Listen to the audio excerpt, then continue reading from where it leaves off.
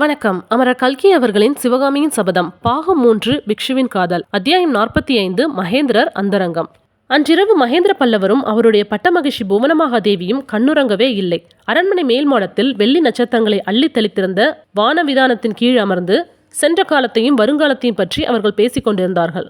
தேவி, என் வாழ்நாளில் இறுதி காலத்தில் இப்படி எனக்கு ஆசாபங்கம் உண்டாகும் என்று நான் எதிர்பார்க்கவே இல்லை. என்னுடைய கனவுகள் எல்லாம் சிதைந்து போய்விட்டன.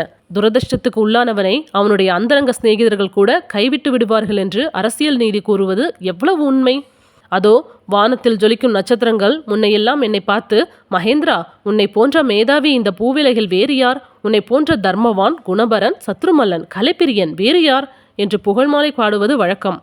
இப்போது அதே நட்சத்திரங்கள் என்னை பார்த்து கண்ணை சிமிட்டி கேலி சிரிப்பு சிரிக்கின்றன. மகேந்திரா, கர்வமங்கம் போதுமா? உன்னுடைய அகட விகட சாமர்த்தியங்கள் எல்லாம் விதியின் முன்னால் பொடி பொடியாக போனதை பார்த்தாயா என்று கேட்கின்றன.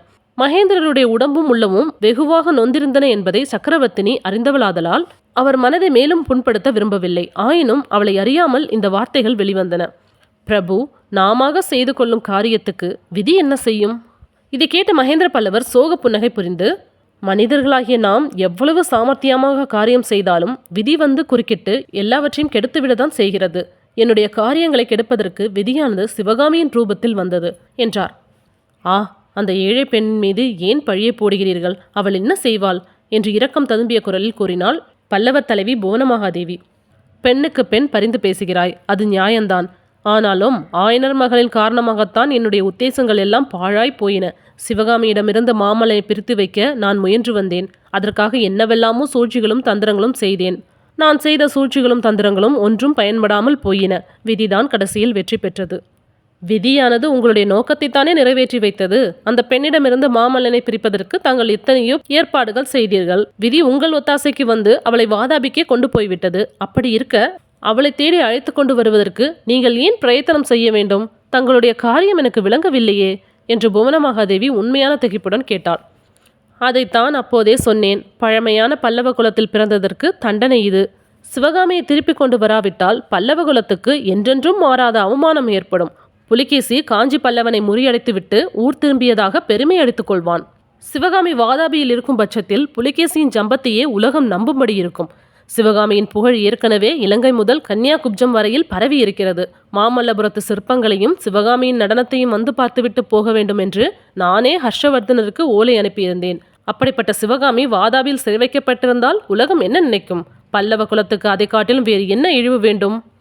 சுவாமி, தாங்கள் தலையில் அணியும் கிரீடத்தை சில சமயம் நான் கையிலே எடுத்து பார்த்திருக்கிறேன். அதனுடைய கனத்தை எண்ணி இவ்வளவு பாரத்தை எப்படித்தான் சுமக்கிறார்களோ என்று ஆச்சரியப்பட்டிருக்கிறேன். ஆனால் இந்த 2-3 வருஷத்திலே தான் எனக்கு தெரிந்தது, தலையிலே அணியும் மணிமுடியை காட்டிலும் 1000 மடங்கு பாரத்தை தாங்கள் இருதயத்திலே தாங்க வேண்டியிருக்கிறதென்று.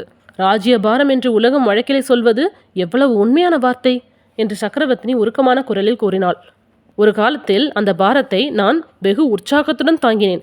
இப்போது அதுவே தாங்க முடியாத பெரும் பாரமாய் என் இருதயத்தை அமுக்குகிறது.